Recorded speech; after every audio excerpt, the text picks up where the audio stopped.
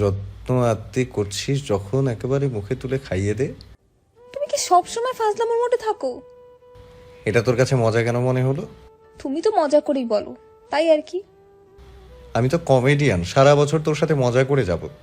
বলেছি মুখে তুলে খাইয়ে দিতে, তা না হাজারটা অবান্তর প্রশ্ন। তোর ইচ্ছে হলে দিবি, নয়তো না। আমার ইচ্ছে হলে আমি অন্য কাউকে নিয়ে আসবো, সে মুখে তুলে খাইয়ে দেবে। যত সব, যা ভাগ। সৃজা 2 সেকেন্ড থমকে থেকে মুখ কালো করে গ্লাসটা টি টেবিলে রেখে ড্রয়ার থেকে ওর পরনের কাপড় চোপড় বের করে সামনে রেখে চুপচাপ প্রস্থান করলো সামনে থেকে। ভার মুখ নিয়ে বিছানায় পা উঠিয়ে গায়ে পাতলা চাদর টেনে আধা খোলা বইটা মুখের সামনে ধরে পড়তে বসে গেল।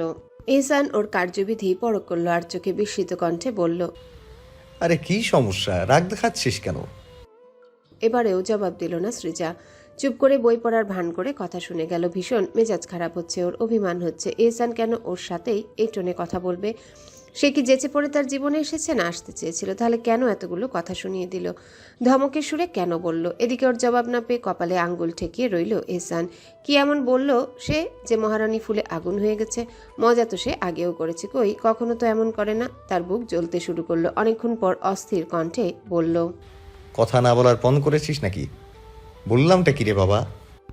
সৃজা তবুও কথা বলল না, আগ্রহ দেখালো না। মনোযোগ পুরোপুরি বইয়ে রেখে পৃষ্ঠার পর পৃষ্ঠা উল্টিয়ে উপন্যাসের বই পড়ে গেল।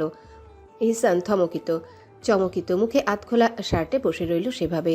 শরবত মুখে নিতে ভুলে গেল। বুকের ভেতর পীড়ন অনুভব হলো। রক্তাভ হয়ে গেল চোখ জোড়া। আগুন উত্তাপ ছড়িয়ে পড়ল সারা গায়ে। তীব্র অসন্তোষ নিয়ে আচমকা উঠে গিয়ে সৃজার হাত থেকে বইটা কেড়ে নিয়ে জানালা দিয়ে বাইরে ছুঁড়ে ফেলে দিয়ে ঘরে পড়া ট্রাউজার টি শার্ট নিয়ে ফ্রেশ হতে চলে গেল। অমাবস্যার রাত, আকাশে কোনো চাঁদ নেই, নেই শীতল বাতাস। চারিপাশে শুধু ঝুম নিস্তব্ধতা বিরাজমান। রাত জাগা কয়েকটা পাখি ডানা ঝাপটে পথ পাড়ি দিচ্ছে। পেছনের পুকুরঘাট থেকে মৃদু হাওয়ায় নারিকেল পাতা দুলুনির শনশন শব্দ আসছে। ঘড়ির কাঁটা রাত 10:30টায়। এহসান তোয়ালে দিয়ে ভেজা চুল মুছতে মুছতে ফ্রেশ হয়ে বেরুলো। মাথা মোছা শেষ হতেই বিছানার দিকে চোখ পড়ল তার। এরপরই কপাল কুঞ্চিত হলো, ভ্রু দুটো কুঁচকে এলো। বিস্মিত হলো প্রচণ্ড, কারণ তার ঘরের রানী, মন জ্বালানোর রানী, টেবিলে তার জন্য রাতের খাবার সাজিয়ে নিজে খুব সুন্দর গুটিসুটি মেরে ঘুমিয়ে আছে। চেহারায় নেই ক্লান্তি, নেই চিন্তার ছাপ।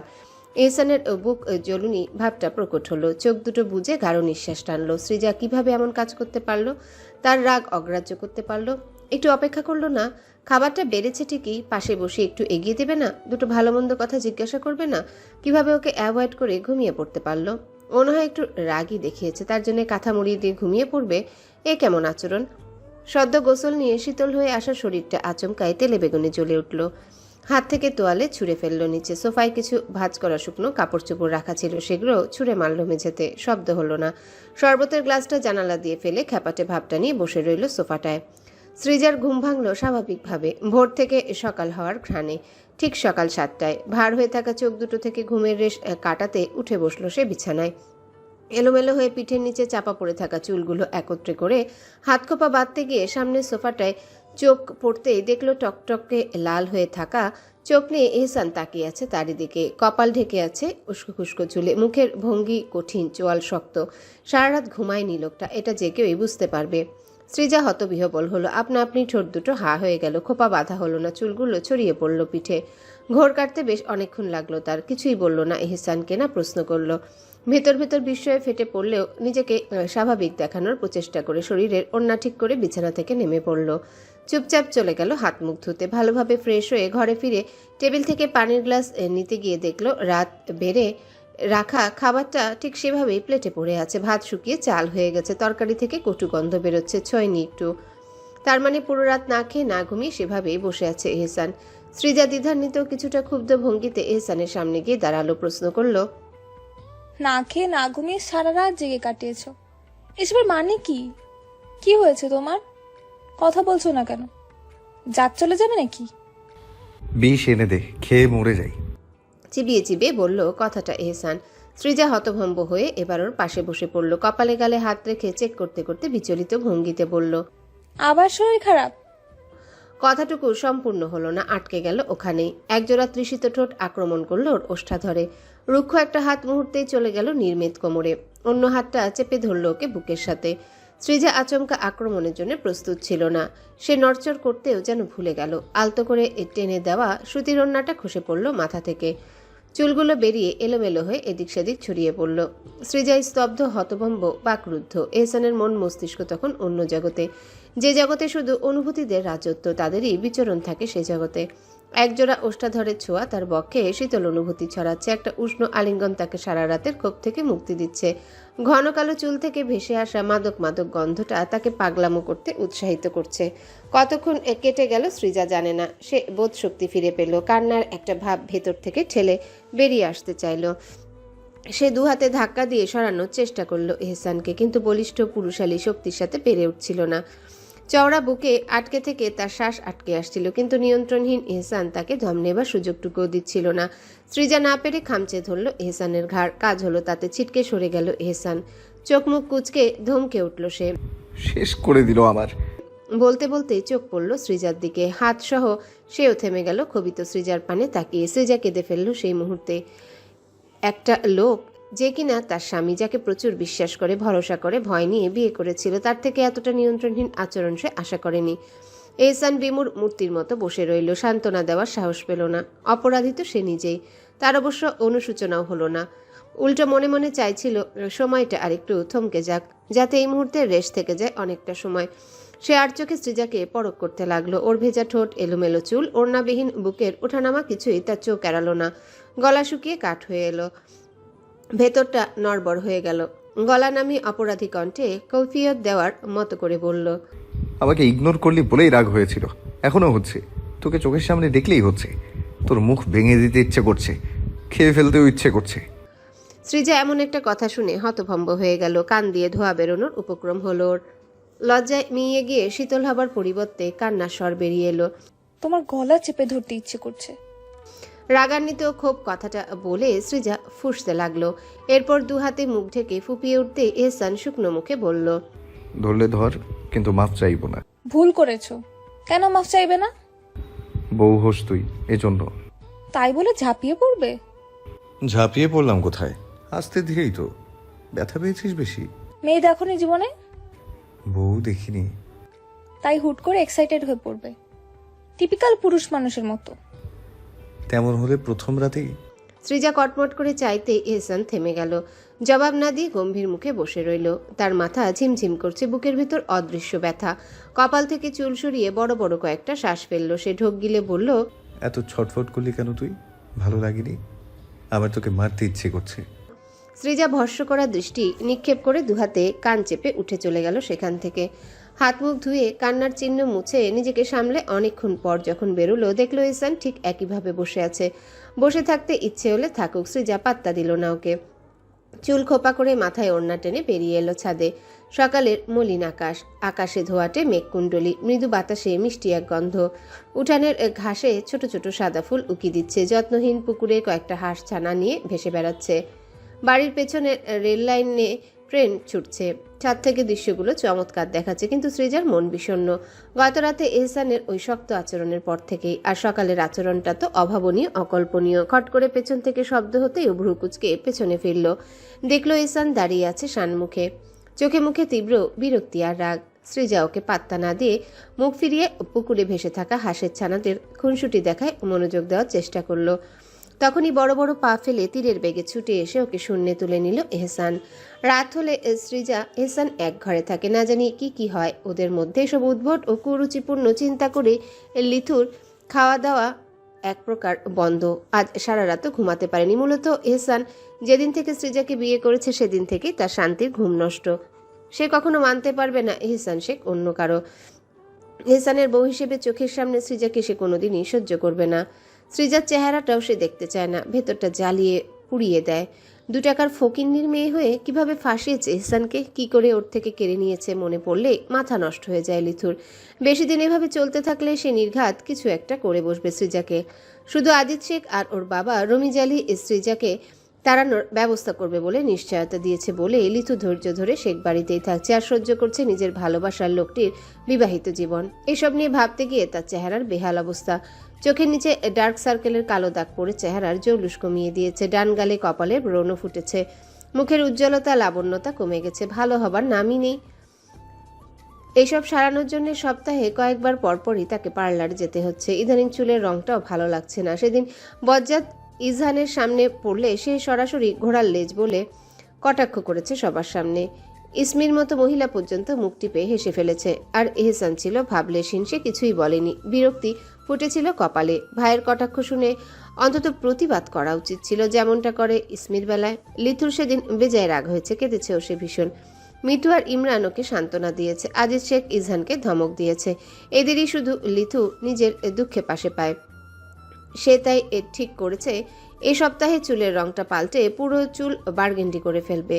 তাহলে হয়তো আর কেউ কটাক্ষ করার সুযোগ পাবে না। এহসান ওর নতুন লুক দেখে এক আধবার ফিরে চাইবে, তাতেই চলবে লিথুর। ওই এক আধবার তাকানোটাকে সে আস্তে ধীরে পার্মানেন্ট করে ফেলবে। রাতে ঘুম না হয়, মাথা ধরে আছে ওর। ছাদ থেকে হাওয়া খেয়ে আসলে হয়তো মাথাটা হালকা হবে তার। এটা ভেবে চোখে মুখে পানি ছিটিয়ে লেগিংস আর শার্টের উপর কারুকাজ করা পাতলা চাদর জড়িয়ে ছাদে রওনা হলো সে। যাবার পথে উকি দিল এহসানের ঘরটাতে, কিন্তু দরজা বন্ধ দেখে মনে মনে ফুসলো, গালিও দিল। নিশ্চয়ই কাল নাগিনীটা এহসানের সাথে লেপ্টে শুয়ে আছে। মনের দুঃখ আর গালি চেপে সে চলে এলো ছাদে। সিঁড়িঘরের দরজাটা খোলা দেখে অবাক হলো খানিকটা। এত সকালে কে ছাদে আসবে? হয়তো কাজের বুয়া শেফালি। তাই বেশি কিছু না ভেবে উঠে এলো সে। এরপর দুপা হেঁটে পূব দিকে চোখ পড়তেই থ মেরে গেল লিথু। সৃজাকে পাজা কোলে নিয়ে ফেলে দেওয়ার ভয় দেখাচ্ছে এহসান। ভয় পেয়ে সৃজা আটকে উঠছে আর চোখ বন্ধ করে চিৎকার করে তাকে নামাতে বলছে। কিন্তু এহসান ওর কথা শুনছেই না। 10 গজ দূরে দাঁড়িয়ে থাকা লিথুর মনটা আনন্দে নেচে উঠল। দারুণ উত্তেজিত হয়ে সে চেঁচিয়ে উঠল, ফেলে দাও ওকে ইহসান। সৃজাকে পাচাগোলা নিয়ে ফেলে দেওয়ার ভয় দেখাচ্ছে এহসান। ভয় পেয়ে সৃজা আটকে উঠেছে আর চোখ বন্ধ করে চিৎকার করে তাকে নামাতে বলছে। কিন্তু এহসান ওর কথা শুনছেই না। 10 গজ দূরে দাঁড়িয়ে থাকা লিথুর মনটা আনন্দে নেচে উঠল। দারুণ উচ্ছ্বসিত হয়ে মুখ ফসকে বলে বসলো, ফেলে দাও ওকে ইহসান। উত্তেজিত মেয়েলি এবং অপছন্দনীয় কণ্ঠস্বরটি শুনে কপাল কুঞ্চন করে পেছনে ফিরে তাকালো এহসান। ঘৃণা ফুটে উঠল চাহনিতে।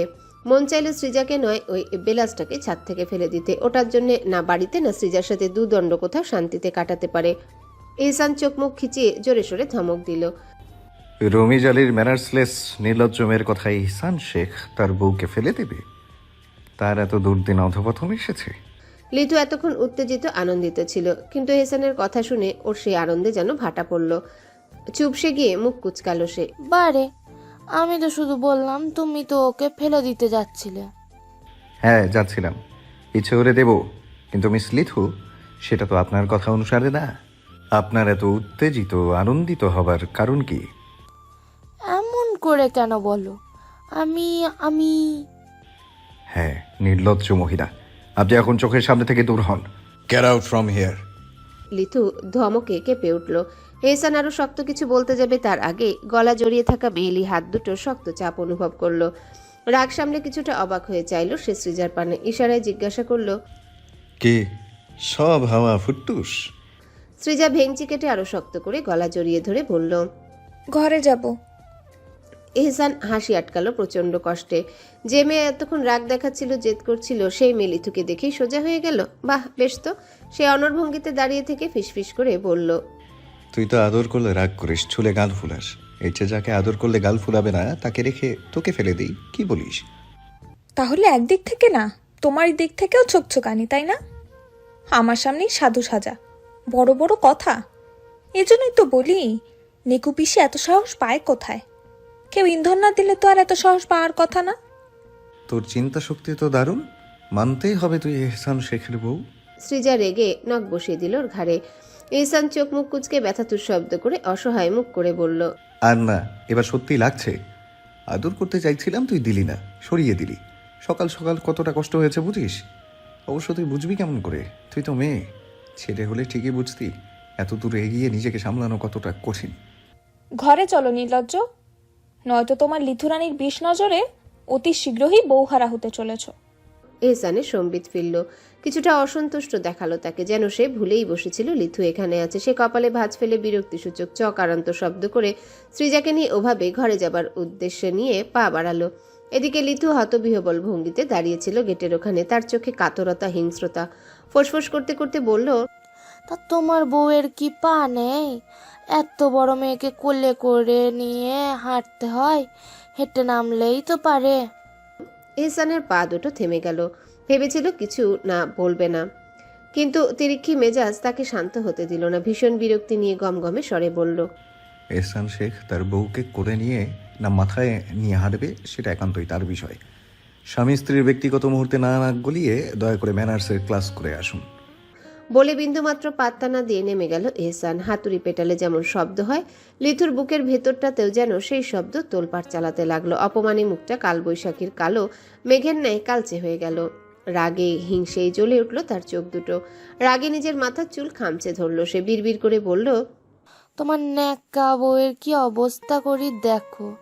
Just wait and see Ehsan Sheikh. Ehsan বেশ অনেকক্ষণ তীক্ষ্ণ চোখে পর্যবেক্ষণ করে সৃজার এমন আচরণের কারণ উদ্ঘাটন করতে পারল। মহারানীর পিরিয়ড চলছে বিধায় হুটহাট তার মুড সুইং হচ্ছে। যদিও সৃজা ব্যাপারটা তাকে বলেনি, তবুও বুঝে যাওয়ায় মনে মনে এহসান বেশ হাসলো। কিছুক্ষণ পরপরই এটা সেটা রেড় ধরে গাল ফুলিয়ে থাকা, আবার নিজে থেকে কফি বানিয়ে এগিয়ে দেওয়া, ভাত খাবার সময় বাহানা করা, সামান্য খুনসুটিতে রেগে যাওয়া, সৃজার এই কাণ্ডগুলো উপভোগ করছিল এহসান। রাতে বাইরে থেকে ফিরে ভুল করে ভেজা তোয়ালে বিছানায় রাখা নিয়ে রচনা শোনানো শেষে এহসানকে অবাক করে দিয়ে সৃজা নিস্তালায় চলে গেল। এই সময়টা তখন ইজহানের দখলে থাকে। নিত্যদিনের মতো আজকেও সে হাত পা ছড়িয়ে টিভিতে চ্যানেল পাল্টাচ্ছিল। পাশে ইসমি জুসের গ্লাস ধরে বসা, পায়ের কাছে মকবুল বসে ঝিমাচ্ছে। আচমকা সৃজা শটান ঢুকে সোফায় গিয়ে মুখ কালো করে বসে পড়ল। বড় বড় শ্বাস ফেলতে ফেলতে বিড়বিড় করে এহসানের বিছানায় তোয়ালে রাখা নিয়ে বকাঝকা করতে লাগলো। ইজান আর ইসমির চোখ তখন ওরই দিকে। দুজনারই চোখ থেকে কোটর বেরিয়ে আসার উপক্রম। ইজহান ইসমির দিকে তাকিয়ে বিস্ময় নিয়ে বলল, এখানে কেন? আমি কি করে বলবো, আসার ইচ্ছে হয়েছে তাই এসেছে। এটা তো ওরও বাড়ি। চলে যেতে বলো, আমি এখানে আছি না? দেখছেন আমি এখানে। ইসমির ইচ্ছে করলো ইজহানের মাথায় জুসের গ্লাস দিয়ে বাড়ি দিয়ে ওর সব আক্কেল জ্ঞানহীনতা মনে করিয়ে দিতে। এত বিরক্তিকর মানুষ হয়, ভাইয়ের বউটাকে নিয়ে পর্যন্ত তার সমস্যা। সে হতাশ গলায় পরিস্থিতি সামাল দেওয়ার জন্য বলল, আপনি বলেন, আমি বলে ভালো দেখাবে না তো। ইজহানের কপাল কুঞ্চিত হলো। বড়ই দ্বিধান্বিত দেখালো তাকে। ইসমি কোনা চোখে দেখে হাসলো বেশ। বস্তুতই ইজহান দোটানায় পড়ে গেছে। সে কি বলবে, কি বলে সম্বোধন করবে। সত্যি বলতে এই মেয়ের সাথে তার এখনো পর্যন্ত কথা হয়নি। অবশ্য হবেই বা কি করে। এহসান শেখ আর তার বউ কি আলাদা কেউ নাকি? দুটো একই। মনে মনে রাগ হলেও সরাসরি কথা বলতে কেমন একটা লাগছে। তবুও সে তো ইজহান, তাকে এখন আমতা আমতা করা মানায় না। সে বুক ফুলিয়ে ঘোরাফেরা করে। সামান্য একটা মেয়েকে এখান থেকে চলে যেতে বলতে সে ভয় পাবে কেন? ইজহান গলা খাকারি দিয়ে সৃজার দৃষ্টি আকর্ষণের চেষ্টা করলো, কিন্তু তাতে কাজ হলো না। এবার একটু রাগান্বিতই হলো ইজহান। এই মেয়ে, কথা কানা যাচ্ছে না? সৃজার মনোযোগ ছিল অন্যদিকে। সে এবার খানিকটা কেঁপে উঠল ধমকে। অবাক হয়ে বলল, আমাকে বলছেন? হ্যাঁ। এত জোরে ডাকার দরকার ছিল না। আস্তে ধীরে বলুন কি বলবেন, আমি শুনছি। ইজহানের মুখটা হা হয়ে গেল বিস্ময়ে ওর কথার ধাঁচ দেখে। নিশ্চয়ই ইহসান কুকুরটা বউকে শিখিয়ে দিয়েছে তার সাথে এভাবে কথা বলতে। সে কি বলবে ভেবে পেল না। পানসে মুখে বলল, আমি এখানে রেস্ট করছি, দেখতে পাচ্ছ না? তুমি এখান থেকে যাও। এটা তো রেস্টরুম না ভাইয়া, এটা বসার ঘর। সবাই বসতে আসে, আমি কেন এখানে বসতে পারবো না? আমি বলেছি তাই, পারবে না। এটা তো কোনো কথা হলো না। ইজহান ভ্রু কুচকে নড়ে চড়ে পিঠ সোজা করে বসলো। হড়বড়িয়ে বলল, আমার সঙ্গে তর্ক জুড়ছ? এইসান ভেড়াটার মতে আচ্ছা বেয়াদব তুমি। সৃজা এবার নড়ে চড়ে বসলো। ভীষণ বিরক্ত হলো সে এহসানকে নিয়ে কটূক্তি করায়। শক্ত মুখে বলল, এখানে বসলাম বলে বেয়াদব হয়ে গেলাম? আচ্ছা, ওকে, আমি কোনো আর্গুমেন্টে যেতে চাচ্ছি না। আপনি যদি যথোপযুক্ত একটা কারণ দেখাতে পারেন, আমি সৃজা আর কখনো এখানে আসবো না। দেখান একটা কারণ। কারণ হলো? উচ্চস্বরে শব্দ দুটো আউড়ে ইজহান চুপ হয়ে গেল। সৃজা উত্তরের আশায় তাকিয়ে রইল ওর দিকে। ইজহান চোরা চোখে দেখলো সৃজাকে। অতি ভদ্রতা ফুটে আছে মেয়েটার মুখ পানে, ভীষণ নম্র। ইজহান থতমত খেয়ে চোখ সরিয়ে নিল। বিচলিত হয়ে মস্তিষ্ক আতিপাতি করে খুঁজে সৃজাকে বলার মতো শক্ত কিছু পেল না। আশ্চর্য হলো ইজহান। এই মেয়েকে শক্ত একটা ধমক দিয়ে সে এখান থেকে বের করে দিতে পারে, মোটেও কঠিন নয়, কিন্তু সে পারছে না। এদিকে স্বামীর শুকনো এবং দোটানায় ভোগা চেহারাটা দেখে ইসমি মনে মনে হাসলো। বেশ হয়েছে, আচ্ছা মতো ফেসেছে এই লোক। সে নিষ্পাপ মুখশ্রী বানিয়ে স্বামীর হেরে যাওয়া হেরো মুখটা দেখতে লাগলো। ইজহানের চোখে পড়তে সে ইসমিকে নিচু স্বরে বলল, কি বলা যায় এটাকে? আমি তো কোনো যুক্তিই খুঁজে পাচ্ছি না। দুটো পয়েন্ট বলে দিতে পারিস না? কিসের বউ তুই? ফাউল মেয়ে মানুষ। ইসমি ভোতা মুখে বসে থাকার ভান করলো। ভেতরে ভেতরে সে যে হাসিতে ফেটে যাচ্ছে সেটা প্রকাশ করলো না। ইজহান মন মতো কিছু না পেয়ে গাইগুই করতে লাগলো। সৃজা মনে মনে হাসলো। তার কানে কথাগুলো এসেছে। কিছুক্ষণ সময় পেরোতে সে উঠে এলো। ইজহানের সোফা থেকে খানিকটা দূরত্বে বজায় রেখে দাঁড়ালো। এরপর নরম কণ্ঠে বলল, আমি খেয়াল করেছি। অবশ্য খেয়াল বলা যায় না, কারণ আপনি বাচ্চাদের মতো যেসব কাণ্ডকীর্তি করেন সেগুলো সবারই জানা। আপনি সবার সাথে, এমনকি আপনার স্ত্রীর সাথেও খুব খারাপ ব্যবহার করেন, যা মহা অন্যায়। বিরক্তি বা ভয়ে কেউ কিছু বলতে পারে না, ঠিক, কিন্তু তার মানে এই নয় যে আপনি যা করেন সব ঠিক। বরং আপনি ভুল, চরম বোকা পুরুষ। বোকার মতো ইসমি ভাবির সাথে খারাপ ব্যবহার করেন। ভাবেনও না আপনার এসব আচরণ ইসমি ভাবির কেমন লাগে। এমনি ভাবের কেমন লাগে আমি জানি না, তবে এক্ষুনি আমার সাথে করা আপনার ব্যবহারটা আমার খুবই খারাপ লেগেছে। আপনার প্রতি শ্রদ্ধাবোধ কমে গেছে। লম্বা রচনা শুনিয়ে সৃজা বসার ঘর থেকে প্রস্থান করলো। পেছনে হতভম্ব হয়ে রইল ইজহান। আর সিঁড়ির মাথায় দাঁড়িয়ে কাহিনী দেখতে থাকা ইহসানের বুক ফুলে উঠল গর্বে। বৃষ্টি স্নাত আবহাওয়া, বাইরে মুষলধারে বৃষ্টি পড়ছে। গাছগাছালির পাতা ছুঁয়ে জল টুপটাপ ঝরছে মাটিতে, শব্দ হচ্ছে তাতে। অবশ্য এই শব্দটা ছাড়া চারিদিক নিস্তব্ধতায় ডুবে আছে, যেন শান্ত শীতল ভীষণ প্রশান্তিময় মুহূর্ত। অথচ শান্তি নেই ইজহানের মনে। সে আজ সারাদিন বহুত খেটেছে। মিটিং ছিল 4টা, সবগুলোতেই নিজে উপস্থিত ছিল সে। এমপ্লয়ের রেডি করা প্রেজেন্টেশন যাচ্ছে তাই ছিল। শেষ মুহূর্তে সে ছোটাছুটি করে নিজের বুদ্ধিমত্তা খাটিয়ে প্রেজেন্টেশন রেডি করে দিয়ে ডিলটা হাতিয়ে নিয়েছে। মন মস্তিষ্ক দেহ তাই অবসাদে পিষ্ট, সারা গায়ে ব্যথা, বিশেষ করে পা দুটোতে। কফির স্বাদটা বড্ড তিতকুটে ঠেকছে তার, অথচ তার বইয়ের এদিকে মন নেই। ক্রোধে মাথার রক ফুটে উঠল তার। চোখ মুখ কুচকে কফির মগটা ছুঁড়ে মারল মেঝেতে। রুড়োস্বরে স্মিকে বলল, এটা কি জঘন্য কফি বানানো বলে গেছিস? সারাদিন খেটে খুটে ঘরে এসেও শান্তি নির্দণ্ড, যাচ্ছে তাই কোথাকার। ইসমি টেবিল গুছাচ্ছিল, ওসব রেখে ন্যাকড়া নিয়ে এসে কফি মুছে ভাঙা কাজ তুলে ময়লার ঝুড়িতে ফেলে দিল। এরপর আবারও হিটারে পানি গরম করতে বসালো। পুরোটা সময় একটা কথাও বলল না। ইজহান ওর নির্লিপ্ততা দেখে রাগে ফুসফুস করতে করতে বলল, তোর কফি বানিয়ে তুই খা। বলে পাশ ফিরিয়ে বালিশে মুখ চেপে শুয়ে পড়ল। বিরক্ত লাগছে সবকিছু ইসমিকেও। এই মেয়ে রোবটের মতো আচরণ করছে, থাপ্পড় দিতে নিষ্পিস করছে হাতটা। রাগে না পেরে ইজহান বিছানার হেডবোর্ডে ঘুষি বসালো পরপর দুটো। ইসমি সেই শব্দে কেঁপে উঠল। চোখ বন্ধ করে গভীর শ্বাস টেনে নিল। স্বামীর স্বভাব তার চেনা, এতটাই চেনা যে ইসমি বুঝতেও পারছে ওর এই নির্লিপ্ত আচরণটাই ইজহানের মাথা ব্যথার কারণ। সে কিছুই বলার সাহস করলো না। হাতের কাজ দুটো শেষ করে ঘরের আলো নিভিয়ে দিয়ে বিছানার কাছে গিয়ে দাঁড়ালো। ইজহান অন্যদিকে মুখ করে পুরোটা দখল করে শুয়ে আছে। এখন কিছু বললেই ছ্যাঁৎ করে উঠবে, জানা কথা। ইসমি হাসি আটকে একপাশে গুটিসুটি মেরে শুয়ে পড়ল। এরপর হাতটা নিয়ে গেল ইজহানের মাথায়, বিলি কাটতে লাগলো। ইজহান যেন এই সময়ের অপেক্ষাতেই ছিল। চিবিয়ে চিবিয়ে বলল, ধরবি না আমায়? ধরবো। হাত ছড়া। ঘুমান। আমি ইজহান শেখ, তোর অর্ডার চলবো? ভেড়ার ভেড়ের মতো কথা বলতে শিখেছিস দেখছি। ঘুমাবো না? কি করবি? আমিও দেখবো। আমি ঘুমাই, বড্ড ঘুম পাচ্ছে। বলে সত্যি সত্যি ইসমি ঘুমিয়ে পড়ল। এখনো ঘুমের সময় হয়নি, মাত্র 10টা বাজে। ইজহান বাক্যহীন হয়ে গেল। চিনতেই পারল না পাশে ঘুমে মগ্ন থাকা এই মেয়েকে। এটা তারই ইস্মিতা? হতেই পারে না। ইস্মিতা ওর বলার আগে সব বুঝে যায়, ওর গা ব্যথা, পা ব্যথা, অস্থির অস্থির লাগা সব। অথচ আজ কফিটা পর্যন্ত আরেকবার সাধল না। না, অভদ্রতার পরিচয় দিয়েছে মেয়েটা। সে তীব্র বুক জ্বালানি ঘুমানোর চেষ্টা করলো। এহসান ফেরেনি এখনো, ব্যস্ত সে কিছু ইন্টেরিয়ার ডিজাইন নিয়ে। সৃজা পুরো সন্ধ্যাটা ইসমির সাথে টুকটাক গল্পগুজব করে কাটিয়েছে। কিন্তু ইজহান ফিরে আসা এখন ঘরে এসেছে। একাকী সময়টা উপভোগ করতে সৃজা বারান্দায় বসে বৃষ্টি দেখছিল। পুকুর পাড়ে টিমটিম করে জ্বলছে 60 ওয়াটের একটা হলদে বাতি। বাতির আলোতে জলে মাছের লাফালাফি, আর পাড়ে গাছের ডালে জমে থাকা জলের ফোঁটা মাটি স্পর্শ করার আগে ঝিকমিক করছে। দৃশ্যটা বেশ উপভোগ করছে সৃজা। এখন একটা রোমান্টিক গান হলে মন্দ হতো না। এই আবহাওয়ায় দারুণ মানাতো। সৃজার ফোনটা বিছানার ওপর, এখন উঠে গিয়ে আনতেও ইচ্ছা করছে না, আলসেমি লাগছে ওর। তবে অ্যাস্থেটিক ভাইবটা ক্যাপচার করার লোভে আলসেমি ত্যাগ করে ফোনটা নিয়ে এলো। সে বারান্দার এক কোণে দাঁড়িয়ে ক্যামেরাটা চালু করে সে ভিডিও করলো কয়েকটা। এরপর আগের জায়গায় ফিরে গিয়ে বসলো। ভিডিওগুলো এলিজাকে সেন্ড করে ইজহানকে মেসেজ লিখলো। আদর খাবি তাই ডাকছিস নাকি? ঘাড় মটকাবো, পেট ভরবে? সাহস দেখছি মন্দ না। বউ না শত্রু তুই? চলে এসো, একা একা বোরিং লাগছে। সময় দিন মহারানী, কাজ গুছিয়ে ফিরছি। সৃজা আচ্ছা লিখে সমাপ্তি টানলো কথোপকথনে। ওয়াইটি মিউজিকে ঢুকে খুঁটিয়ে খুঁটিয়ে বৃষ্টি ভেজা পরিবেশের সঙ্গে মানানসই একটা গান খুঁজে বের করলো। এরপর গানটা প্লে লিস্টে যোগ করে বৃষ্টির ঝমঝম শব্দ শোনায় মনোযোগ দিল। আজ এই বৃষ্টির কান্না দেখে মনে পড়ে গেছে তোমার কথা, মনের কোণে লুকানো প্রেমের কথা বলে যেত বৃষ্টি। রাত বৃষ্টির ঝমঝম শব্দ আর গানটির আবেগময় সুর মিলে পরিবেশটা যেন আরো প্রাণবন্ত করে তুলল।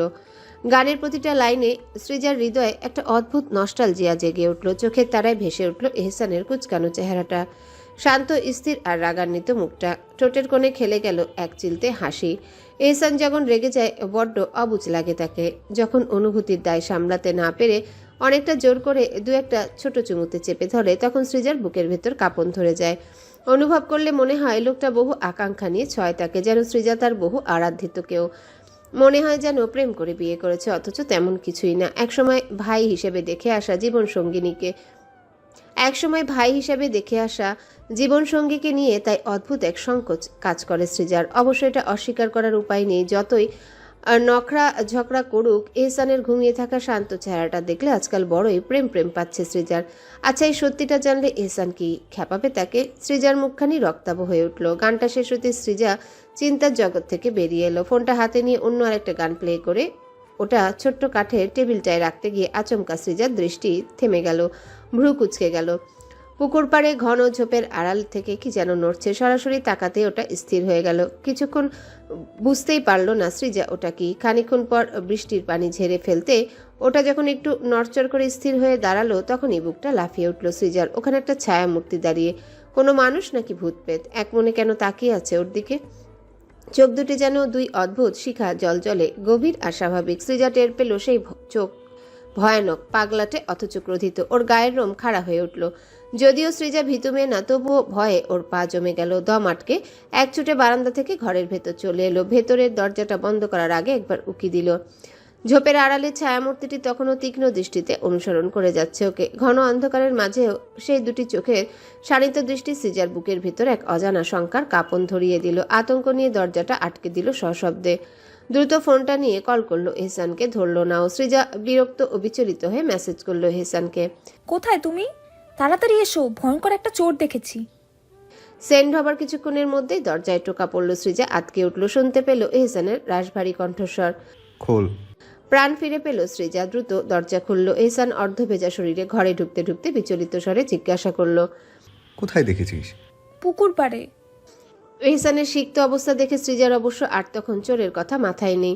ওর দৃষ্টি নিবদ্ধ এহসানের ভেজা বসনে। অস্থির কণ্ঠে বলল, ভিজে একাকার হয়েছো, জ্বর চলে আসবে তো। এহসান ওর কথা জবাব না দিয়ে টর্চ বের করে বারান্দায় গিয়ে চোখ বুলাতে লাগলো পুকুরের দিকটায়। না, কেউ নেই, কাউকে দেখা যাচ্ছে না, চোখে পড়ছে না ওর। তবুও সে মনোযোগ দিয়ে বাইরেটা অবলোকন করে যাচ্ছে। সৃজা শুকনো তোয়ালে নিয়ে এসে ওর কাণ্ড দেখে ফুস করে শ্বাস ছেড়ে বলল, ছিচকে চোর হয়তো, এতক্ষণ বসে থাকবে নাকি? এহসান অন্য মনস্ক তাকে চিন্তিত দেখালো। দৃষ্টি ঝোপঝাড়ে অনড়। কিছু না পেয়ে যেন সে হতাশ। দারোয়ানকে ফোন দিয়ে বলল পাটটা খুঁজে দেখতে কেউ আছে নাকি। দারোয়ান খুঁজে এসে জানালো ওখানে কেউ নেই, এই বৃষ্টিতে কেউ চুরি করতে আসবে না। এরপরও সন্দেহবাতিক মন নিয়ে এহসান ঠোঁট কামড়ে বারান্দায় দাঁড়িয়ে এদিক ওদিক পরক করতে ব্যস্ত। ঠিক করলো নিজে গিয়ে একবার দেখে আসবে। সৃজা এবারে ধৈর্য হারালো। কি গোয়াল লোক রে বাবা, যেখানে দারোয়ান আতিপাতি করে খুঁজেও কাউকে পায়নি, সেখানে এহসান গিয়ে কি পাবে? এই লোক গায়ের ভেজা শার্ট পর্যন্ত খুলেনি, না শুনেছে কথা, এখন আবার বেরোতে চাইছে। সৃজা খানিকটা রুষ্ট হয়ে ওর পথ আটকালো। সরু চাহনি ছুঁড়ে ও শার্টের বোতামে হাত দিল। এক একটা বোতাম খুলতে খুলতে বিড়বিড় করতে করতে বলল, কিছু একটা দেখেছি, সেটা ভূতপ্রেত হতে পারে, নয়তো চোর, আবার হতে পারে চোখের ভুল। যেটাই হোক, ওরা কি আর গণধোলাই খাওয়ার জন্য ঘন্টা ধরে এই বৃষ্টি মাথায় নিয়ে বসে থাকবে নাকি, যে তুমি গোয়েন্দাদের মতো তল্লাশি চালাচ্ছ? তোমাকে দেখছি কিছুই বলা যাবে না। এহসানের মনোযোগ ঘুরল সৃজার ব্যস্ত হাতের পানে তাকিয়ে। কপালে ভাঁজ ফেলে সে সরু চোখে তাকালো। এরপর নিরুত্তর দাঁড়িয়ে দেখতে লাগলো সৃজার কাজ। শার্টের টপ বোতামটা খুলতে গিয়েও তীক্ষ্ণ চোখে চোখ পড়ল সৃজার। তখনই মেয়েটা অপ্রস্তুত হয়ে গেল। বেশিক্ষণ তাকিয়ে থাকতে পারল না ওর শানিত দৃষ্টিতে। বোতামটা না খুলে হাত নামিয়ে ফেললো আলগোছে। লজ্জায় রক্তিম হয়ে গেল গাল। পালিয়ে যাওয়ার মতলব কষতে এহসান ওকে ধরে ফেললো। বক্রহাসি ঝুলিয়ে মুখ নিচু করে প্রশ্ন ছুড়ল, বৃষ্টি ভেজা দিন, আমরা লুডো খেলবো না? মাঝরাতে মেয়েলি ছোঁয়ায় আধো ঘুম থেকে জাগ্রত হতে ইজান দেখলো ইসমি ওর পিঠে মালিশ করে দিচ্ছে। নরম হাতের স্পর্শ সবকিছু এলোমেলো করে দিচ্ছে। ব্যাপারটা অনুভব হতেই ইসমিকে বুকের ভিতর টেনে নিল ইজহান। অস্ফুট স্বরে বলল, সারা গায়ে ব্যথা বউ, মনেও।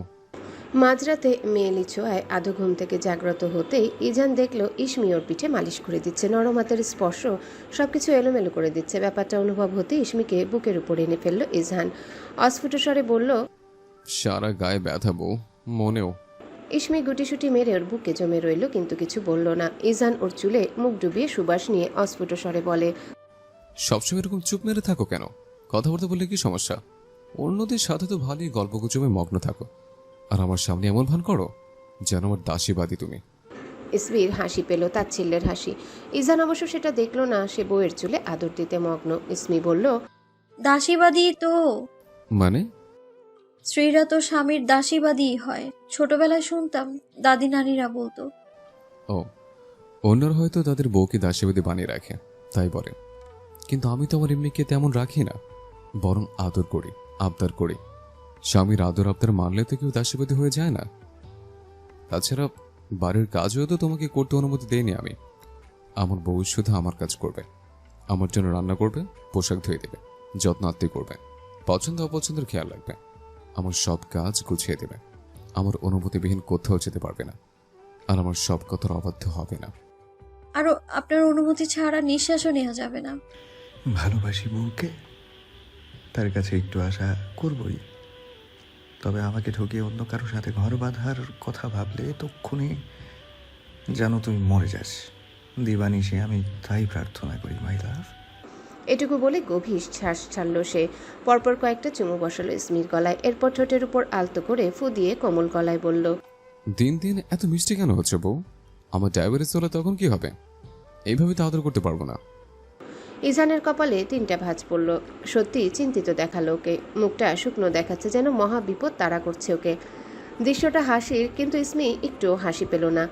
অবশ্য সেকলে বাঁধা কাঠপুতুলদের হাসি মানায় না, তাদের হাসির জোর থাকে না। অন্যের খুশির জন্যেই কেবল মুখে হাসি আনতে হয়। ইসমি নিরুত্তর, বরাবরের মতো। বলার মতো আসলে ওর কিছুই নেই। এই যে লোকটা এত ভালোবাসছে, পাগলামি করছে, এখন সকাল হলে আবারও আগের রূপ ধারণ করবে, সেখানে অধিকার বোধ দেখানোয় ব্যস্ত থাকে এই মানুষটা। কি এমন হয় যদি ইজহান একটা স্বাভাবিক সম্পর্ক গড়ে তার সাথে, যেখানে ভালোবাসার পাশাপাশি বিশ্বাস আর ভরসা নামক সম্পর্কে সবচেয়ে মূল্যবান 2টি জিনিস থাকবে। মানুষটা যতই স্বৈরাচারী, কর্তৃত্বপরায়ণ হোক না কেন, ইসমি তো ভালোবাসে লোকটাকে। সে বিয়ের পরে যেমন অনুভূতি ছিল এখনও তেমনি। মাঝখানে সম্পর্কে টানাপোড়ান আর ইজহানের নিগ্রহতায় কিছুটা ধুলোবালি পড়েছে, তবুও একেবারে মলিন হয়ে যায়নি সেই অনুভূতি। এত কিছুর পরও কেন ইজহান তার প্রতি ভরসা স্থাপন করতে পারে না? সারাদিন যে মুখে বুলি ছড়ায় ভালোবাসি ভালোবাসি, আদৌ কি ভালোবাসলে কেউ নিজের স্ত্রীর সাথে এই ধরনের নিগ্রহমূলক আচরণ করতে পারে? অতিরিক্ত অধিকারবোধ দেখিয়ে স্ত্রীকে হাতের পুতুল বানিয়ে রাখে। এখানে আস্থার জায়গাটা কোথায়? ইসমি জবাব খুঁজে পায় না, তাই পারে না সহজ হতে। ইসমির চোখ দুটো বন্ধ। কি ভাবছে বা ওর মনে কি চলছে তা জানতে আগ্রহ বোধ করছে ইজহান। ইসমির কণ্ঠস্বর শ্রুতিমধুর, কথা বললে শুনতে ভালো লাগে ইজহানের, কিন্তু আজকাল বউটা মেপে ঝুঁকে কথা বলছে, ব্যাপারটাতে রাগ হয় ওর। ইসমির নিশ্চুপতা একদম সহ্য হচ্ছে না এই মুহূর্তেও। সে আদর থামিয়ে গাল চেপে ধরে রাগ নিয়ে বলে, ইসমি ওর রাগান্বিত কণ্ঠস্বর শুনে চোখ খুলে তাকাতে ইজহান ক্যাটকেটে গলায় বলে, দেখ আমাকে, চুল কেটে এসছে, একবার খেয়াল করেছিস?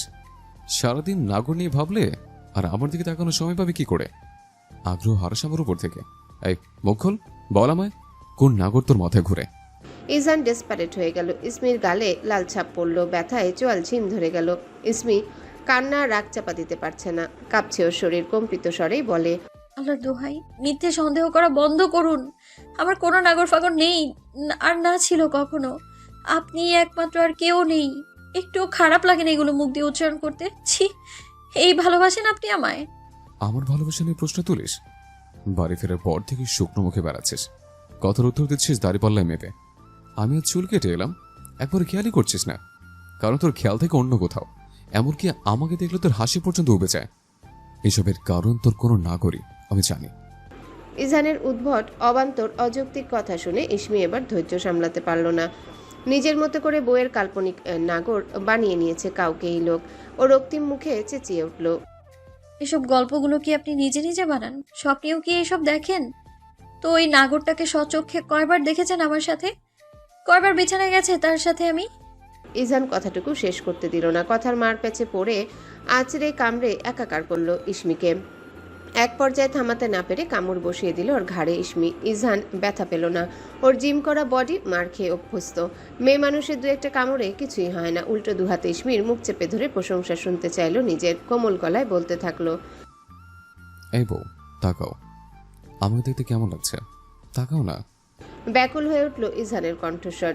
ইসমি হাসবে না কাঁদবে বুঝতে পারল না। দীর্ঘশ্বাস ফেলে সদ্য কেটে আসা চুলগুলো হাত বুলিয়ে ধীর স্বরে বলল, সুন্দর সুন্দর লাগছে।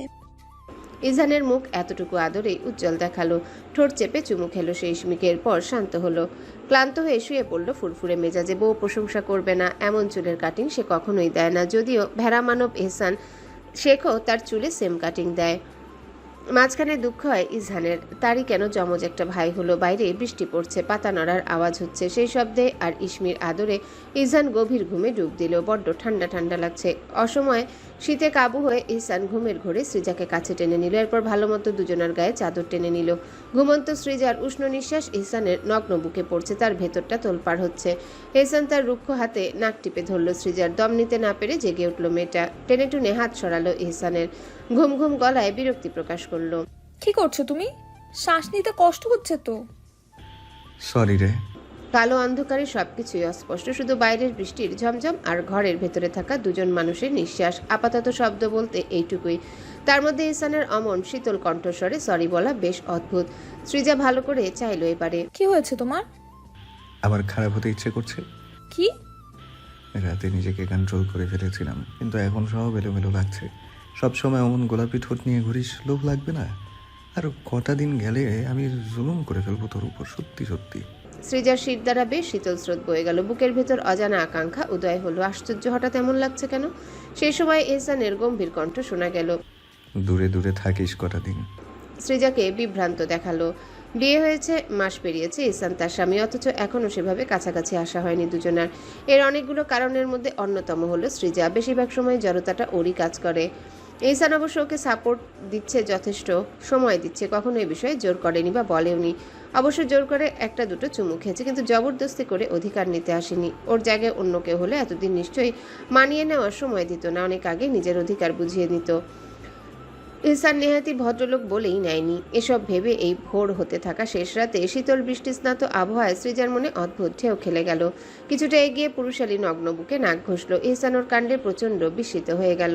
মুখ খুলে কিছু বলতে যাবে, তখনই আচমকা সৃজা ওর ঠোঁটের কোণে আলতো একটা চুমু খেয়ে ওর বুকে মুখ লুকিয়ে কম্পিত কণ্ঠে বলল, তুমি তোমার অধিকার নিতে পারো, এতে আমার কোনো আপত্তি নেই, কিন্তু আমি আরও একটু সময় চাই নিজেকে পুরোপুরি মানিয়ে নিতে, যাতে আমি তোমার সাথে সত্যিকারভাবে একাত্ম হতে পারি।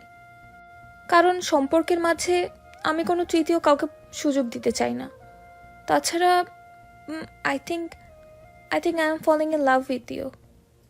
এহসান বেশ কিছুক্ষণের জন্য চমকালো, থমকালো, বিস্মিত অবস্থাতে রইল কতক্ষণ। হাসি ফুটল না ঠোঁটের কোণে, শুধু ভার হয়ে থাকা বুক থেকে পাথর নেমে যাওয়ায় সে কিছুটা ধাক্কা খেলো। কেমন অদ্ভুত অস্থিরতা কাজ করতে শুরু করলো বুকের ভেতর। বহুদিনের আকাঙ্ক্ষিত নারীটির কথাগুলো তার কর্ণকুহরে অদ্ভুত প্রশান্তি ছড়াচ্ছে। তৃষ্ণার্ত মনটা সৃজার পূর্ণ ভালোবাসা পাবার লোভে আর দ্বিমত করল না। সৃজার চুলে আঙ্গুল ডুবিয়ে এক মুহূর্তের জন্য চোখ বন্ধ করে সে ম্লান স্বরে বলল, গ্র্যান্টেড। বিকাল 5টা। এহসান দাঁড়িয়ে আছে সৃজার ভার্সিটির সামনে, অপেক্ষা করছে ওর জন্যে। সঙ্গে আছে সম্প্রতি কেনা তার ইয়ামাহা MT-15 বাইকটি। গতকাল রিকশায় করে সৃজাকে ভার্সিটিতে পৌঁছে দিতে বেরিয়েছিল এহসান। মোড়ে পৌঁছে হঠাৎ ইজহানের গাড়ির সামনে তাদের রিকশাটা পড়ে গেলে গাড়ির জানালা দিয়ে বাইরে মুখ বের করে ইজহান ওকে টিপ্পনি কেটেছে। এহসানের কোনোভাবেই সহ্য হয়নি সেটা, তাই আজ একটা বাইক নিয়ে এসেছে। সৃজা অবশ্য এখনো জানে না, ওকে চমকে দেবে বলেই দাঁড়িয়ে আছে এহসান। আরও মিনিট 10 পেরোনোর পর সৃজাকে বেরিয়ে আসতে দেখলো এহসান। মুখে অবসাদের ছাপ বিষণ্ণ দেখাচ্ছে, হয়তো ক্লাস করে ক্লান্ত মেয়েটা। এহসানের খারাপ লাগলো ওর জন্যে। দীর্ঘশ্বাস ফেলে সে হাত উঁচিয়ে দৃষ্টি আকর্ষণ করলো সৃজার। ওকে সেখানে থামতে বলে বাইকটাকে রেখে নিজে রাস্তা পেরিয়ে চলে গেল ওর কাছে। দোকান থেকে পানির বোতল কিনে এনে ওটার ক্যাপ খুলতে খুলতে জিজ্ঞাসা করলো, ক্লান্ত লাগছে খুব, পানি খা। সৃজা ব্যাগটা ওর হাতে দিয়ে বোতলটা নিল। ঢকঢক করে অর্ধেকটা পানি খেয়ে পর বাকিটা চোখে মুখে ছিটিয়ে দিল। এহসান দ্রুত পকেট থেকে রুমাল বের করে ওর হাতে দিল। সৃজা থমকে গেল এক মুহূর্তের জন্য। রুমালটা নিয়ে ধীরে সুস্থে মুখ মুছে নিয়ে জিজ্ঞাসা করলো, অনেকক্ষণ যাবৎ অপেক্ষা করেছো তাই না? এইমাত্র এলাম। সৃজা ভ্রু কুচকে ফেলল। এহসানের চোখে মুখে ঘাম বেশ দৌড়ঝাঁপ করার ফল। বোঝাই যাচ্ছে সে অনেকক্ষণ ধরে অপেক্ষা করছে, অথচ সত্যিটা চেপে যাচ্ছে। সুন্দর পুরুষালী মুখটা দেখতে বড়ই মায়াবী লাগছে। সৃজা মনে মনে আক্ষেপ করলো, ও তো একাই বাড়ি যেতে পারে, কেন আনা নেওয়া ঝামেলা করে কাহিল হচ্ছে লোকটা। ও এগিয়ে গিয়ে দাঁড়ালো এহসানের সামনে। হাতের ভেজা রুমালটা আর ব্যবহার করা যাবে না, তাই নিজের ওড়নাটাই রুমাল হিসেবে ব্যবহার করলো। দুপা উঁচু করে এহসানের কপাল থেকে ঘামের সূক্ষ্ম ফোঁটা মুছে দেওয়ার চেষ্টা করতে করতে বলল, তুমি নিজেই কাহিল আর পানি খাওয়াচ্ছ আমাকে। নিজেকে একটু আরাম দাও। এহসানের মনটা কান্দোলিত হলো। সে নিজেই মাথা নামিয়ে সৃজাকে সাহায্য করলো ধীরে সুস্থে কাজটা সম্পন্ন করতে। বলল, হ্যাঁ, যাতে তোর আদর পাই। ইস, কেউ শুনতে পেলে কি ভাববে? সবসময় প্রেম প্রেম পায় নাকি তোমার? রাস্তাঘাটও মানো না। প্রেম প্রেম কথা রাস্তায় সবচেয়ে বেশি মানায়, কারণ প্রেম সেই অনুভূতি যা সাদামাটা রাস্তাঘাটকেও বিশেষ করে তোলে। ডু ইউ নো, প্রেমের কারণে পৃথিবী রঙিন হয়ে ওঠে, আর রাস্তাঘাটের প্রতিটি পাথরে প্রেমের ছোঁয়া থাকলে তবেই তার সৌন্দর্য বেড়ে ওঠে। সৃজা ওর বলার ধরন দেখে হেসে ফেলল। দারুণ দেখালোর এতক্ষণের বিষণ্ণ মলিন চেহারাটা। এহসান বিবশ চোখে চেয়ে রইল। সৃজা তার ওড়না দ্বারা এহসানের কপাল মুখ ভালোভাবে মুছে ঠিকঠাক হয়ে দাঁড়িয়ে ব্যতিব্যস্ত স্বরে বলল, পানি তো সবটাই খেয়ে ফেলেছি। দাঁড়াও তুমি, আমি আরেকটা বোতল নিয়ে আসি। ইস, তোমার মুখটা কেমন শুকিয়ে গেছে। দাঁড়াও। থুর গবেষণা রাখ, আয় আমার সাথে। বলে এহসান ওর হাত মুঠোয় নিয়ে হাঁটা শুরু করলো। সৃজা আপত্তি করার সুযোগ পেল না। এহসান ভিড়ভাট্টা রাস্তা পার হয়ে চলে এলো এপাশে বাইকের সামনে। কালো রঙের সম্পূর্ণ নতুন বাইকটি দেখে সৃজা কিছুই বুঝলো না।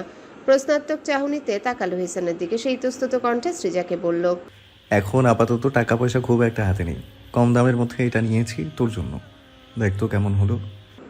সৃজা বিস্ময়ে একবার বাইকের দিকে একবার তাকালো। এহসান ওর জন্য বাইক নিয়েছে, কিন্তু কেন?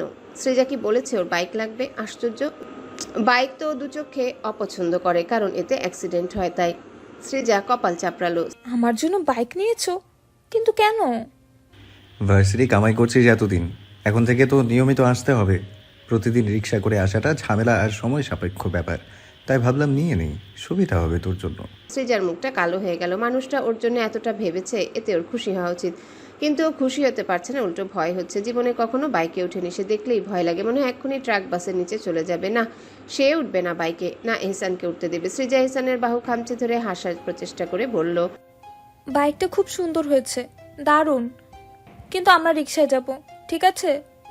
সে কি কথা, বাইক থাকতে রিক্সা করে যাব কেন? তোর কি পছন্দ হয়নি? না হলে বল, অন্যটা নিয়ে আসবো। এটা খুব সুন্দর, কিন্তু এত টাকা খরচ না করলেই পারতে। সমস্যাটা কি বলতো? এরকম আমতা আমতা করছিস কেন?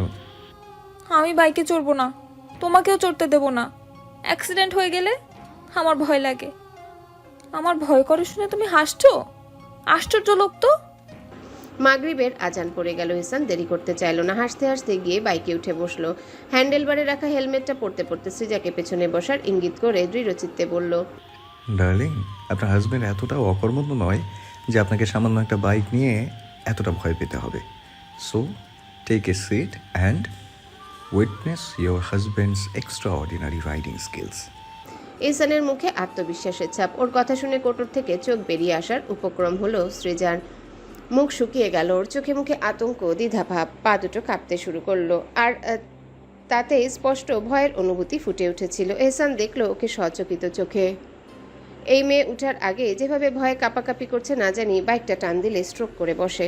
বাইকটা কিনে কি তাহলে ভুল করলো সে? কিছুটা ম্লান দেখালো ওকে, তবুও একবার চেষ্টা করে দেখা যাক। সৃজার ভয় ভাঙানো দরকার, যদি সেটা না হয় তাহলে বাইক রাখবে না সে তাড়া দিল সৃজাকে। আতঙ্কিত চেহারা নিয়ে সৃজা ওর পেছনে বসলো। বসে এহসানের পেট বাহু শক্ত করে জড়িয়ে ধরলো।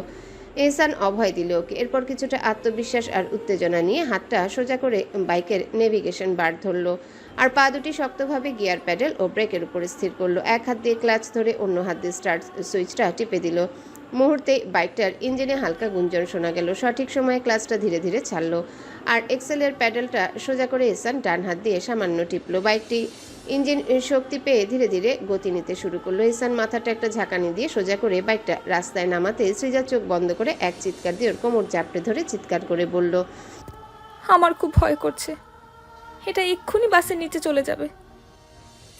দোহাই লাগে তোমার ইহসান ভাই, থামাও এটা। তোমার বাইক চালানোর এত শখ, আল্লাহ, আমি মরেই যাব। সৃজার কাণ্ড দেখে এহসান হাসবে না কাঁদবে বুঝে পেল না। সে প্রচণ্ড এক ধমক দিল। তোর চিল্লানি শুনেই আমি কন্ট্রোল হারাবো, এমনিতে না। চুপচাপ বস, নয়তো গাড়ির গতি বাড়বে। সৃজা অবশ্য থামলো না, চোখ খুললই না, দোয়া দুরুদ পড়া শুরু করলো। এহসানের পিঠে মুখ গুজে পুরোটা সময় এভাবেই কাটিয়ে দিল। বেশ খানিকক্ষণ পর অরবিট টাওয়ারের পার্কিং লটে বাইকটা থামালো এহসান। 2 সেকেন্ড দম নিয়ে এরপর সৃজাকে উদ্দেশ্য করে বলল, ভিতর বাচ্চা, ওঠ এবার। সরি, উঠো বউ। সৃজা ধাতস্থ হলো, সময় নিয়ে এরপর মাথা তুলল, গভীর শ্বাস নিতে নিতে বলল, এভাবে কথা বলছো কেন? আর একটু হলেই মরে যাচ্ছিলাম। তোর স্বামী ছিল তো, তুই টপকাবার আগেই সে টপকে যেত। পাষাণ কোথাকার। এবার নাম। সৃজা এতক্ষণে আশেপাশে তাকালো, এরপরই কপাল কুঁচকে গেল। এখানে ওরা কি করছে? বাড়িতে না নিয়ে এহসান কেন তার রেস্তোরাঁয় নিয়ে এলো ওকে? প্রশ্নটা করতে যাবে তার আগে উত্তরটা এলো। কিছু কাজ আছে, সেরে একেবারে ডিনার করেই ফিরবো। ও, শহরের প্রাণকেন্দ্রে অবস্থিত অরবিট টাওয়ারের 4 তলায় এহসানের লিকিওর ডি মারমান রেস্তোরাঁ ও ক্যাফে চেনটি বিস্তৃত। প্রায় 3500 বর্গফুট জায়গা নিয়ে এটি ফ্রেঞ্চ এবং ইটালিক খাবারের জন্য বিশেষভাবে পরিচিত। সৃজা আর এলিজা এর আগে বেশ কয়েকবার এসেছে এখানে। এহসানই নিয়ে এসেছে, তাই চেনেও। এহসান সৃজার হাত মুঠোয় নিয়ে এলিভেটরে চলল। 4th ফ্লোরে নেমে ছোট্ট একটা হলওয়ে পেরোতেই পৌঁছে গেল তারা।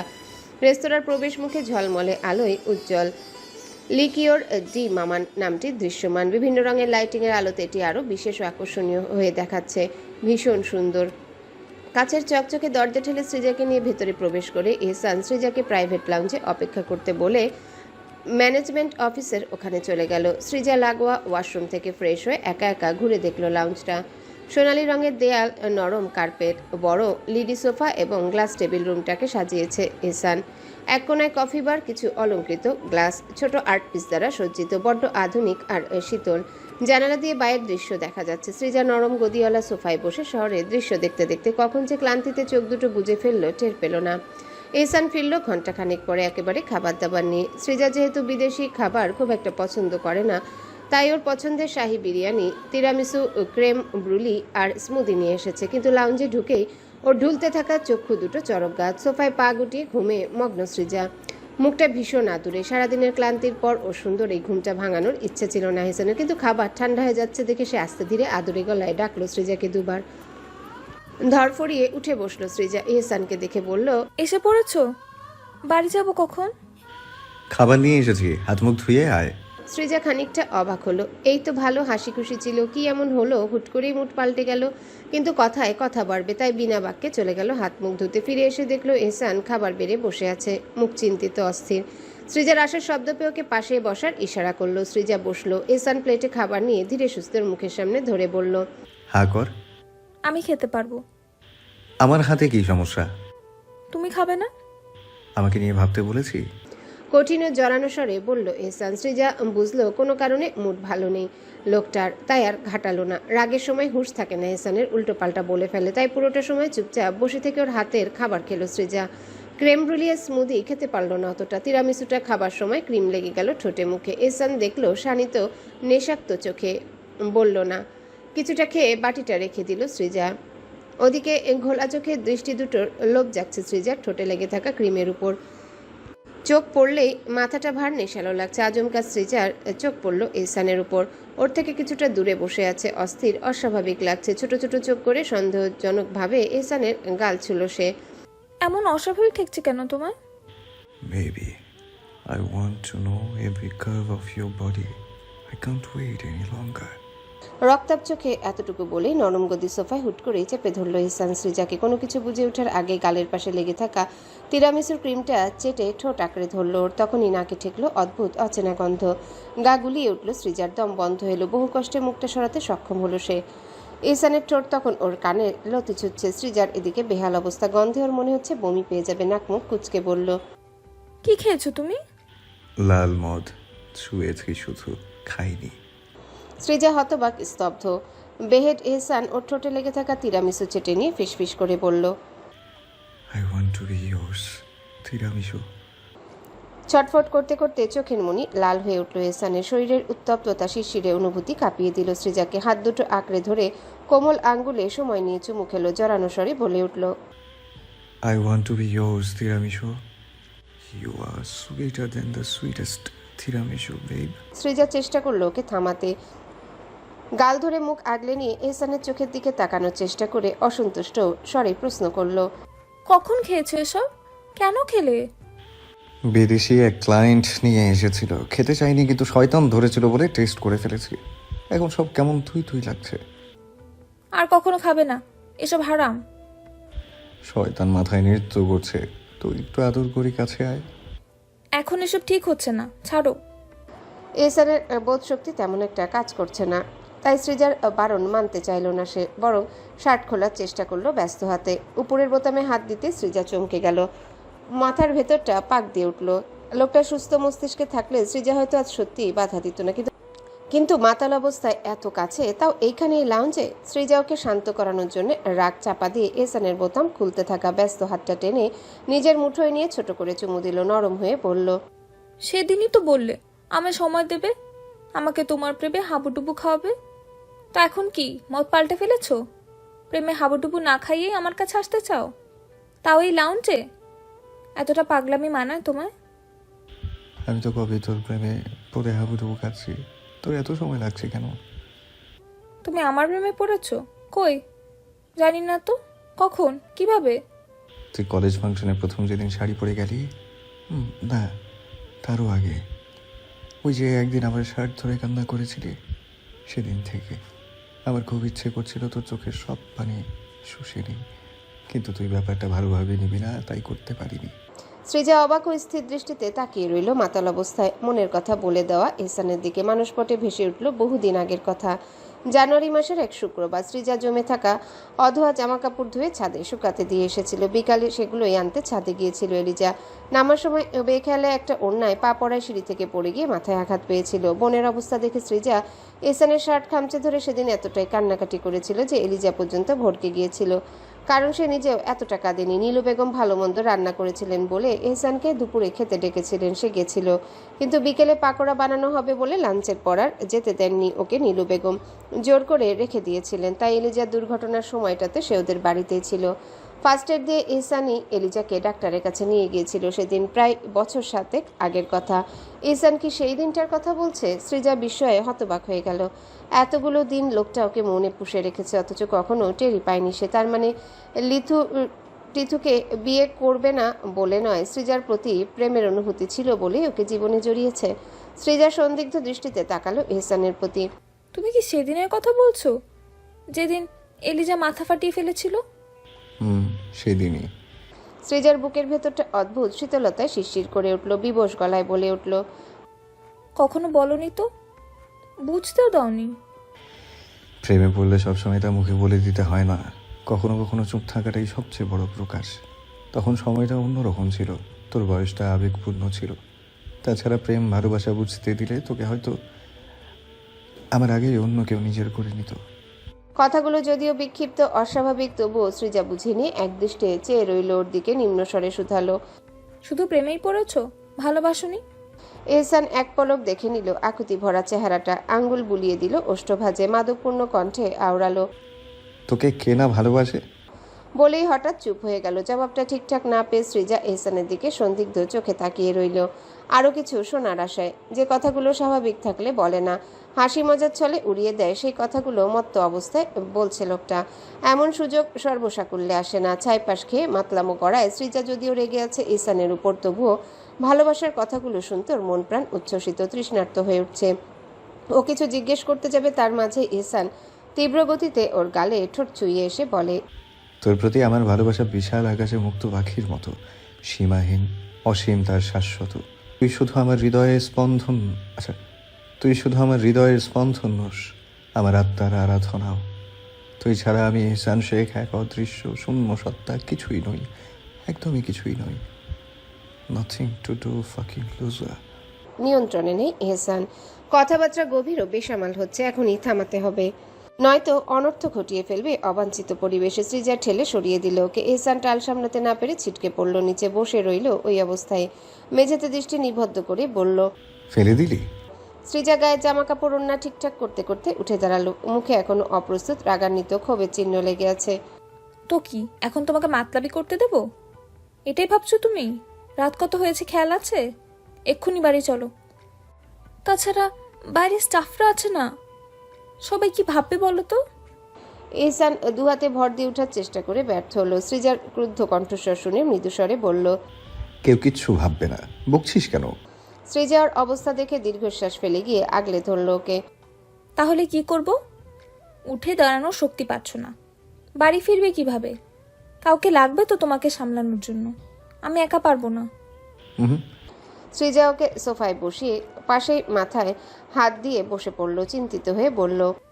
আল্লাহ, তোমার এই অবস্থা, একা আমি বাড়ি নিয়ে যাব কিভাবে? এখন কি হবে? এখানে থাকবো আজ রাত। বলল ইহসান জেদপূর্ণ স্বরে। সৃজা রেগে উঠে ব্যতিব্যস্ত গলায় বলল। পাগল হয়েছো? অবশ্য যা অবস্থা, পাগলের চেয়ে কম কিছু না। দেখি উঠে দাঁড়াতে পারবে তুমি? আমাকে ধরো তো। সৃজার হাত নিজের কাঁধে রেখে উঠে দাঁড়াতে বলল ওকে। ইহসান রাজি হলো না, যে দিশে আজ এখানেই থাকবে। সৃজার কথা গুরুত্ব দিল না, জোর করে টেনে তুলল। ইহসান বিরক্তি নিয়ে বলল। যাবো না বলছি তো। আমি তোমার কথা শুনবো এটা ভাবলে ভুল করবে তুমি। বাড়ি গিয়ে বমি ট্যাবলেট খেয়ে ওসব অপবিত্র লাল পানি বের করে ঝাল তরকারি দিয়ে ভাত খেয়ে ঘুম দেবে, আর কোনো কথা নয়। অবাস্তব একটা কথা বলেছে সৃজা। অন্য কেউ শুনলে হেসে ফেলতো, কিন্তু ইহসান উল্টো জেদের মতো করছিল। এলোমেলো পা জোড়া এদিক সেদিক ফেলছিল বলে সৃজার মেহনত হচ্ছিল ওকে নিয়ে। দরজা অবধি যেতেই দম ফুরিয়ে গেল ওর। ইহসানের হাতও তখন আলগা হয়ে এসেছিল। সৃজা অসহায় গলায় বলল। কি অবস্থা করেছো নিজের দেখেছো? প্লিজ জেদ করো না, ধরো আমাকে ঠিক করে ধরো তো। ইহসান ধরল ওকে, তবে অন্যভাবে। এক হাতে সৃজার কোমর ধরে অন্য হাতে টেনে কফি বারের কাঠের ফোকাল পয়েন্ট টেবিলের উপর বসিয়ে দিল। সৃজা বিস্ময়ে হাঁ হয়ে গেল। ইহসানের অস্পষ্ট চোখ গেল আধা খাওয়া তিরামিসুর দিকে। 2 সেকেন্ড তাকিয়ে থেকে সৃজার অর্ধেক খাওয়া অংশটা একটুখানি মুখে নিয়ে জলজলে চোখে তাকিয়ে উন্মাদনার উত্তেজনায় ঠোঁট রেখে গভীর এক চুম্বনে মত্ত হলো সে। সৃজা কিছু বলার সুযোগ পেল না, শুধু নিঃশ্বাস বন্ধ করে ইহসানের উন্মত্ত চুম্বনে ডুবে গেল। সেই চুমুতে কি যে ছিল একটু ভয়, অনুভূতি আর অনেকটাই ভালোবাসার অমোক টান। সৃজা ভুলে গেল লাউঞ্জের উজ্জ্বল আলো, মাতাল ইহসান আর বাড়ি ফেরার ব্যস্ততা। হৃদমঞ্জিলে তোলপাড় চালানো অনুভূতি আশকারা দিয়ে ফেলল নিত্যদিনের ঝগড়া করতে গিয়েও প্রেমে পড়া ওই বিশেষ পুরুষটাকে। এক হাত দিয়ে ইহসানের আধখোলা শার্টের কলার ধরে তাকে কাছে টেনে নিল। তিরামিসুর চেয়েও মিষ্টি স্বাদের ওই মেয়েলি ওষ্ঠাধর আর তার সমর্থন ইহসানের পৃথিবীটাকে থামিয়ে দিল। আকাঙ্ক্ষিত নারীটির সুকোমল ঘাড়, বাহু আর উন্মুক্ত উদরের উষ্ণতা তার আত্মাকে স্পর্শ করল। মাদকপূর্ণ কণ্ঠস্বরে উদরে ঠোঁট বসিয়ে বলে উঠল। I want a baby. Srija অবশ্য তা শুনতে পেল না। কফি বারের এক কোণে দুজনার দেহে তৈরি হওয়া অস্থিরতার উন্মাদনা সেই রাতে সময়ের চেনা কাটাকে উল্টে পাল্টে দিল। নির্জন লাউঞ্জে দুটো মানবীর গভীর নিঃশ্বাস আর মৃদুস্বরের গোঙানির শব্দ। গাঢ় শ্বাসের সাথে দুটো শরীরের উত্তপ্ততা বাড়ে আগ্নেয়গিরির ন্যায়।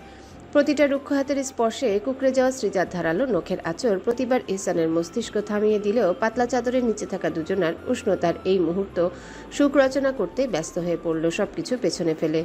মধুর সময়টা গড়ালো বেশ অনেকক্ষণ। রাতে দ্বিপ্রহর। আকাঙ্ক্ষিত অপ্রত্যাশিত প্রাপ্তিতে ইহসানের মস্তিষ্ক শূন্য, অথচ চোখে মুখে অন্যরকম ব্যাকুলতা খেলা করছে।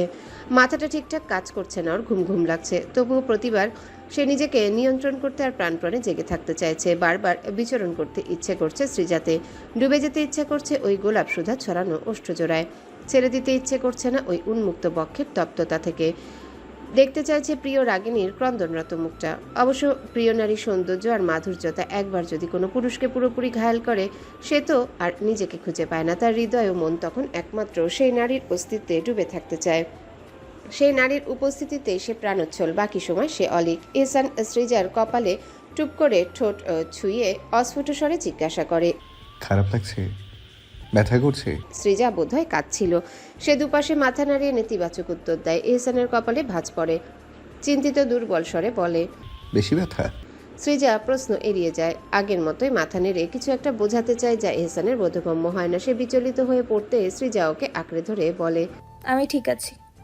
পরক্ষণে নিচু আর আর্তসুরে বলে। বাড়ি যাব। ইহসান ঘাড় ঘুরিয়ে কাচের জানালা দিয়ে আধো চোখ মেলে বাইরে তাকায়। আলো ফুটেনি এখনো, ঘন অন্ধকার, চারিপাশ নিস্তব্ধ। সে আদুরে হাত বুলায় সৃজার মাথায়, বলে। রাত পোহালেই যাব। আমি আমার বাড়ির কথা বলছি, কালই যেতে চাই। কথাটা কোন কারণে বলছে জানা নেই ইহসানের, কিন্তু আজ দূরত্ব ঘুচে যাওয়ার পর হুট করে কালি কেন সৃজা বাড়ি যাবার কথা তুললো, এর মানে কি? সে কি কোনোভাবে কষ্ট দিয়েছে মেয়েটাকে, নাকি ফুলফিল করতে পারেনি ও চাওয়া পাওয়া? চট করে ইহসানের মাথাটা গরম হয়ে ওঠে, নেশার ঘোর চাপা পড়ে যায় বিক্ষিপ্ত রাগে, তবুও কোমল গলায় বলার চেষ্টা করে। ব্যথা কি খুব বেশি? আমি কি কষ্ট দিয়ে ফেলেছি তোকে? আমায় বলতে কি অসুবিধা হচ্ছে? ব্যথা বেশি করছে না। ইহসান ওর গাল চেপে ধরে, আচমকা লাল চোখের দিকে তাকিয়ে সৃজা ভয় লজ্জার দ্বিধায় পড়ে চোখ সরিয়ে নেয়। সেটা দেখে সন্দেহ আরও গাঢ় হয় ইহসানের, শাড়িত চোখ নামে কঠোরতা, সন্দেহবাতিক কণ্ঠে এসে শুধায়। সৃজার কান ঝাঝা করে উঠে, মুখ বিকৃত করে ফেলে। এসব কি বলছে মানুষটা? সে চোখ বুজে নেয়, লজ্জায় তাকিয়ে থাকা সম্ভব হয় না এই বিধ্বংসী চাহনিতে। ইহসান বিক্ষিপ্ত স্বরে গর্জে ওঠে। অন্যান্য দিকে ফাঁক ফোকর আছে জানি, সেদিক থেকে সুখে রাখতে পারছি না, তার জন্য আমি হাজারবার তোর কাছে নত হতে রাজি। কিন্তু কিন্তু তোর চাহিদা তো পূরণ করতে পেরেছি, নাকি আমি ভুল? কেন বাড়ি যেতে চাইছিস, তাও আবার কালি? চুপ করো। কারণ না জানা অবধি না। বাবাকে দেখতে ইচ্ছে করছে, কিছুদিন থাকবো, এইটুকুই, আর কিছু না। হ্যাপি তুমি? তুই হ্যাপি কিনা সেটা বল। উফ, বেহায়া। তুমি থামো তো। থামাথামি পরে, আগে উত্তর দে। হে আল্লাহ, কার পাল্লায় পড়লাম? আমি মরেই যাব। ইহসান ওর মরে যাব কথাটা শুনে ওর গাল চেপে ধরে, এরপরে ঝাঁঝালো স্বরে ধমকে ওঠে। এসব কথা বলে মুহূর্তটা নষ্ট করিস না জান, এমনিতেই মাথা নষ্ট। আমি হয়তো গায়ে হাত তুলে ফেলবো, তাই খোলাখুলি কথা বল। ওর চোখের রাগ, তীক্ষ্ণ দৃষ্টি আর সন্দেহ সৃজাকে সংকোচে নিপতিত করলো। বিস্মিত হয়ে বলল, তোমার আচরণ পাল্টে গেল কেন হঠাৎ? এতদিনে তো আমার রূপ দেখিনি, নাকি দেখাওনি? কার মতো লাগছে জানো? কার মতো? সরি টু সে, তোমার বলার ধরন দেখে আমার মনে হচ্ছে ইজহান ভাই ইসমি ভাবিকে যেভাবে ট্রিট করে, আমার সাথেও তুমি তাই করছো। কিছুটা আমতা আমতা করে কথাটা বলল সৃজা। পরপর ধমক খাওয়ার ভয় ওর বুকে মুখ লুকালো। জ্বলতে থাকা প্রদীপ ঝড়ের বাতাসে হুট করে যেমন নিভে যায়, তেমনি নিভে গেল ইহসান। কিং কর্তব্য বিমূঢ় হয়ে কপালে ভাঁজ ফেলে চেয়ে রইল বুকের উপর লেপ্টে থাকা নারীটির পানে। ইজহান শেখ তার মতো সে কিভাবে সম্ভব? ওই শালা একটা আস্ত লুজার, যে নিজের স্ত্রীর স্বাধীনতা হরণ করেছে, নিজের পছন্দ অপছন্দ চাওয়া পাওয়া চাপিয়ে দিয়ে মেয়েটার জীবন বিপর্যস্ত করে তুলেছে। সহ্য করতে না পেরে মেয়েটা যখন ছেড়ে চলে গেল, তবুও পাল্টায়নি বদমাইশটা। উল্টো এমন কাণ্ড করেছে যে ইসমি নিজেই ফিরতে বাধ্য হয়েছে লুজারটার কাছে। এমনটা তো সে করেনি। ওয়েট, এখনই সৃজার বাপের বাড়ি যাওয়া নিয়ে তার যে বুকের ভেতরটা পুড়ল, অহংবোধে জ্বলে উঠল, কোত্থেকে যেতে দিতে সায় দিল না মনটা। এসব কাজ তো ওই ইজহান লুজারেরই। তার মানে এইমাত্র সে ইজহানের মতো ম্যানুপুলেটিভ আচরণ করলো সৃজার সাথে। Oh no! উপলব্ধি করতে পেরে ইহসান ঠোঁট কামড়ালো, মুখটা রক্তবর্ণ হয়ে গেল, চোখ বন্ধ করে গালাগাল করলো নিজেকে। অসহায় লাগলো। উত্তেজিত মাথাটা ঠান্ডা করার চেষ্টা করে ব্যাপারটা ভাবলো। অদ্ভুত অনুভূতি হলো ওর। এই অনুভূতির সঙ্গে সে পরিচিত নয়, একদম নতুন। বহুদিনের অনাহারি খাবার পেলে তার যেমন মিশ্র অনুভূতি হয়, তারও ঠিক তেমন নিজেকে উন্মাদ লাগছে। সৃজার বাড়ি যাওয়ার কথাটা সে একদম ভালোভাবে নিতে পারেনি। ওকে এক মুহূর্তের জন্য চোখের আড়াল করতে ইচ্ছা করছে না, দূরে সরাতে ইচ্ছা করছে না, বরং মন চাইছে নিজের বুকের ভেতর আটকে রাখতে, জোর করে হলেও। আচ্ছা, সৃজা কি সে কষ্ট দেবে যেমন ইজহান ট্রিট করে ইসমিকে? তার বাবা করেছে তার মাকে। মায়ের কথা মনে পড়তে ইহসানের মাথাটা ভার হয়ে এলো। নিজেকে নিজে আনমনে বলল, হ্যালো বন্ধুরা, পরবর্তী পার্ট খুব তাড়াতাড়ি আসবে, তো সবাই অপেক্ষায় থাকো। আর চ্যানেলটি যারা এখনো সাবস্ক্রাইব করনি, তারা পরবর্তী পার্ট দেখার জন্য চ্যানেলটি সাবস্ক্রাইব করে রেখো। ধন্যবাদ সবাইকে, আমাদের সাথেই থেকো।